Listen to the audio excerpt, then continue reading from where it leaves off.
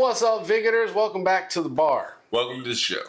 So we're going to do a little something today that people have been doing. We're a little late to the show, but we're going to be doing the 5 whiskeys, the only 5 whiskeys that you need. So Our take on it. Yeah, our take, of course. And if you disagree, well, get your own show.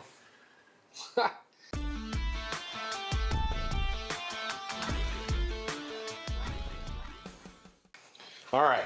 So this is all over, mainly YouTube, some Instagram. Anytime you research or look up whiskey or whiskey drinking or whiskey judge, tasting reviews, tastings. This is a typical one. You get the 5 cheap whiskeys, or you get the 5 only 5 whiskeys you need, stuff like that. So we just decided to give our take on it. So I can talk. The criteria is, we got it written down: your everyday drinker, impress your guest, a cheap mixer, Friday night pour, and the special occasion. So we'll go ahead. Let's give a start with your everyday drinker. All right, my everyday drinker right now. Now this is subject to change at any time in my future. But as of right now, when I go to the bar, a friend stops by and he wants to have a drink or a beer, and I don't drink beer, I will grab a whiskey to have with them. And this has pretty much been my everyday pour for the last so many months. I absolutely love it. I think it just hits the right spot for just a quick, I just want to have a whiskey. I'm not really looking to get thrashed or anything crazy. I want to enjoy a quick whiskey with a friend. This is what I reach for. It's a great whiskey. It is. Everybody talks about it. It is. It's great whiskey. And it's not a bad price, so it's not like you're going to break the bank or you're bringing down a $300 bottle to drink, for just... because on this one, for your everyday drinker, you definitely don't want something expensive. No, you're going to be draining it. Yeah, it's just something that I love having on the bar, and it's been my thing lately. And what's yours? All right, so the first 2 picks that I have are kind of interchangeable. I think they're great for both, but I went with Wild Turkey 101 for my everyday pour. And I could say he loves all of the Wild Turkeys. Yeah. So it's definitely his most often reached for. It's very inexpensive. It has a ton of flavor, and it's pleasant. I remember when I first started drinking the whiskeys, and I was like, okay, Wild Turkey. I always kind of pictured that kind of like cheap and kind of... Well, yeah, it's like a grand you grew up with your grandfather's drinking, so you thought, oh, that's how David kind of hillbilly. It's probably like, some other brands I won't mention that I about did that I'm just not a big fan of. Now, I haven't tried everything they make, so maybe I'll find one day and be like lifting them to the roof. But for now, I can say everything 101 makes, Wild Turkey makes, is actually really good. It's good. It's good whiskey. It's good price points. It's a solid buy.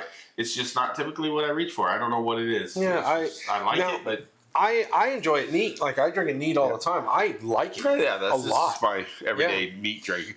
Now, when I'm doing this list, I'm not factoring in old fashions, except for the cheap mixer. Yeah. But other than that, these are things I drink neat or on the rocks. All right. So the impress your guest. Impress your guest. Is that the next one? Yeah. No, it ain't. Yeah. Everyday drink, impress your guest. Yeah. Okay. This one's weird for me because I'm like, I don't really know what it means to impress your guests. Yeah. But what whiskey or bourbon would I want to use for someone who either A, isn't very versed in the world of it, or doesn't really know what they want to drink, or is available at almost every bar to reach for? I kind of look at it similar. And one of my all-time favorites. Like, if somebody comes over and they're like, not your everyday pour, but like, what do you enjoy? Not maybe every day, but what's like one of your top ones that you would share with me that you think I would like to? Yeah, because when we get people that are non-whiskey drinkers over to the house, but they drink it, but they're not whiskey people, their experience is either Jack Daniel's number 7, old number 7, Jim Beam, just white label, I don't know what it's called beyond that, or the no idea, or Canadian Mist. That's their life of any time they've ever had whiskey. That's the 3 that they almost always have. One of them's had. So I picked out what I like to introduce people to the bourbon world, and It's one of my favorites, and I reach for it a lot. And it's actually both of our impress your guest choice. I firmly agree, because if somebody comes over and they're like, I want to try a whiskey, I don't, maybe they haven't had much whiskey, or they're like, I want to try something, but I don't want the typical, like you said, Old Number 7. It's got a mild hug. It's not an over the top burn or a strong hug. It's got that little bit of sweetness that that maple syrup. Yeah, it's got that little bit of sweetness that makes it more palatable, especially people coming from like rum and in that area. It's it's what we pour a lot. We go through bottles of this more than I think. I think the Michner's is the only one that. This is our third bottle since we've started having our own in-home bar. We've probably been through 5 or 6 of these. We both like it. We share Jameson it with people. Black Barrel, Monkey Shoulder. We have tore through those on numerous occasions. Blade and Bow. Those are just our baseline that we go through a lot of. Now we have others that we go through, just not quite as fast. Yeah. All right. Now is your cheap mix. Cheap mix for me is and will always be, I think, a classic. It's an excellent bourbon.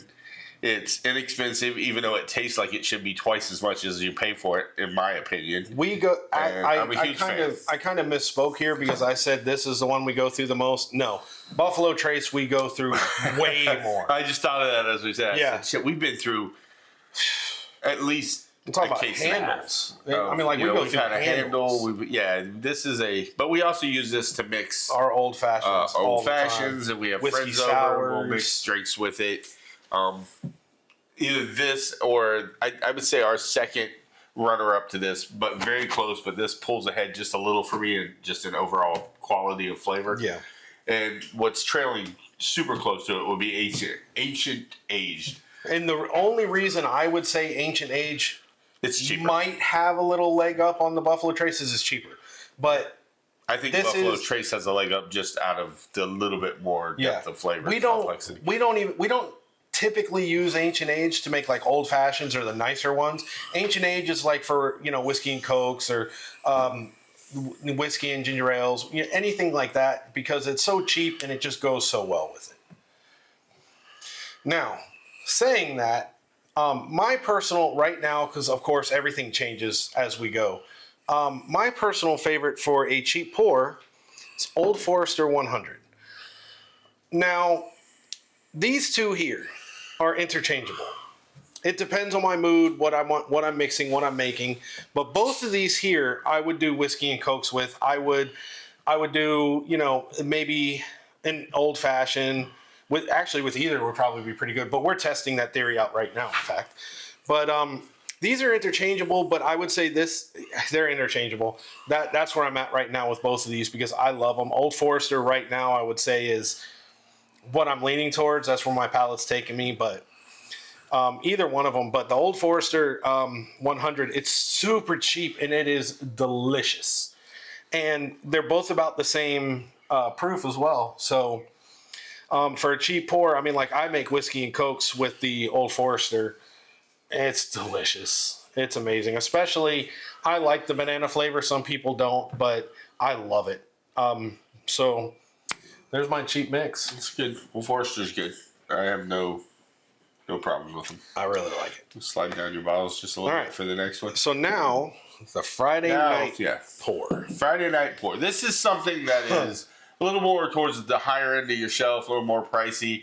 Oddly enough, we just recently started drinking or tasted this and started drinking it. Picture this drink after you've had a long week and you want to get home and you just feel annoyed with the past week. You just want to let it go and you want to drink something a little bit more than maybe you with normally your cigar, or with a friend or your significant other or whatever. And we both agree on this as our Friday night. Yeah, and we are both big fans of it.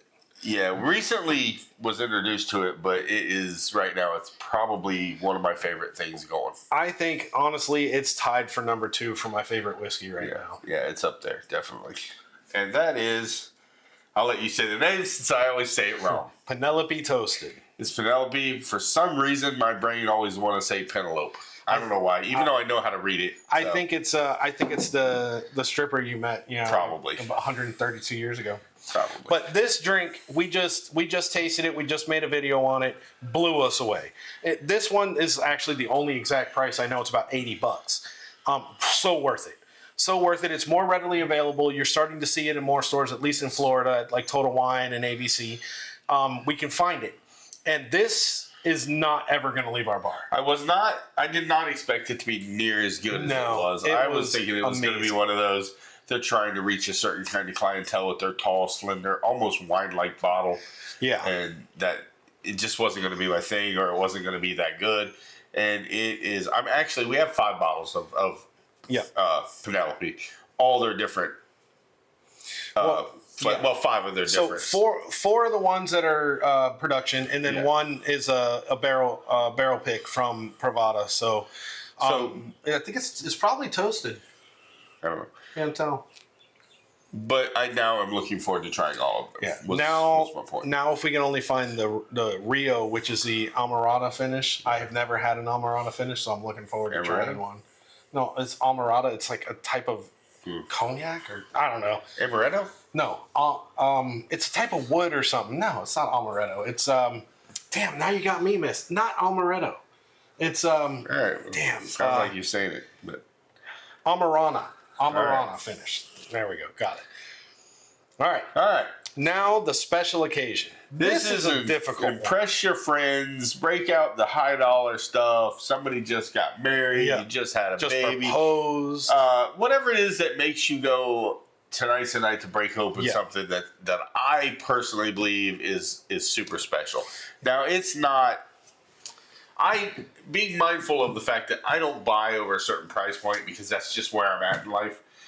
And now we're not just financially, but also just I want to get better and better before I start spending the insane amounts of money. Be able to actually tell the difference. Now, this isn't something like so. The way I look at it for like a special occasion is like, you have a bottle, right? And you're like, like I'm not ready to open it. Maybe it costs a little bit more. Maybe it took a little bit longer to find it. But something happens, and you're like, you open it and you want to share it, and you don't feel any qualms about sharing it. Qualms, whatever. I don't have any. There's never going to be, and never has been, a whiskey or bourbon that no matter what I pay for it, I will share it. I'm a sharing type person in that regard. It's meant to be drank. It's meant to be enjoyed. And if you're breaking it out with other people, obviously they're involved in that special occasion. It's not like the mailman dropped by and you said, "Hey, let me break out $1,500 of whiskey and drink." However, Mr. Mailman, if you want to stop by, like, comment, and subscribe, and we'll give you a pour. But that being said, That being said, my special occasion pick is a little different, because I've got a rack of pretty much American whiskey, but bourbon style, American style drink, and it's not. My special occasion is a Dalmore. I like the 13. I like the 14.